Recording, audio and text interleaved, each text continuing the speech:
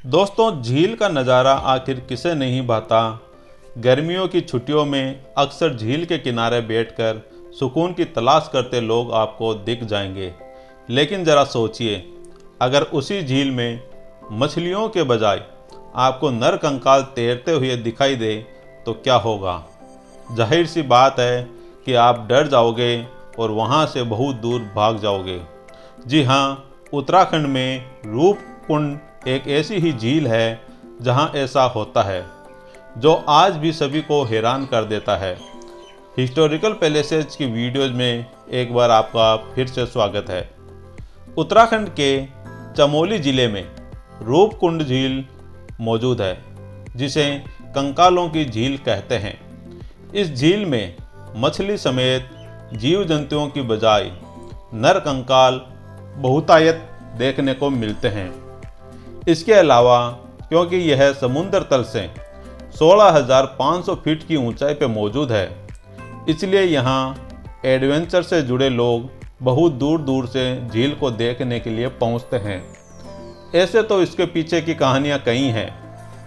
एक कहानी एक राजा और रानी की कहानी है, जो सदियों पुरानी है। इस झील के पास ही नंदा देवी का मंदिर भी है। नंदा देवी पहाड़ों की देवी है। ऐसा माना जाता है कि उनके दर्शन के लिए एक राजा और रानी ने पहाड़ चढ़ने का फैसला किया, लेकिन वो अकेले नहीं गए, अपने साथ नौकर चाकर आदि ले गए थे। रास्ते भर धमाचौकड़ी मचाई। यह देख देवी को गुस्सा आ गया। उनका क्रोध बिजली बनकर उन सभी पर गिरा और वे वहीं मौत के मुँह में समा गए।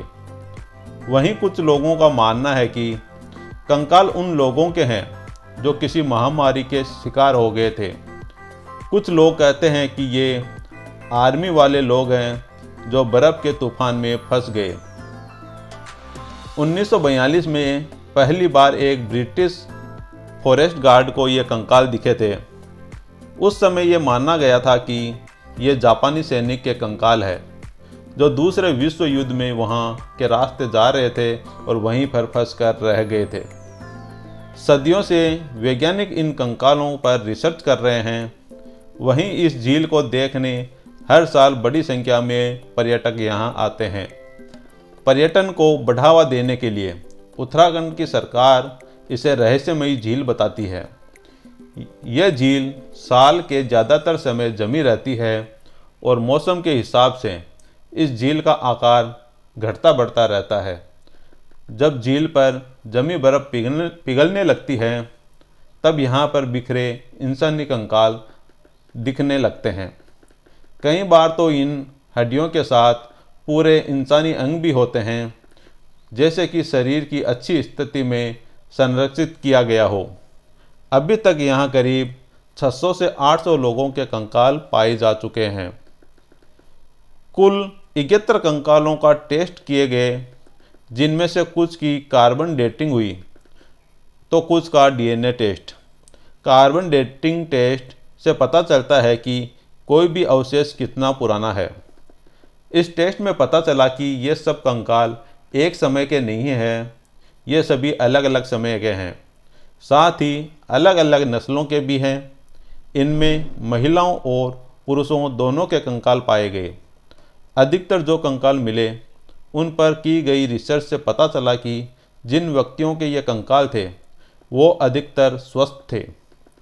जांच में ये भी पाया गया कि इन कंकालों में आपस में कोई रिश्ता नहीं था, क्योंकि पहले कंकालों के इस समूह को एक परिवार का माना गया था।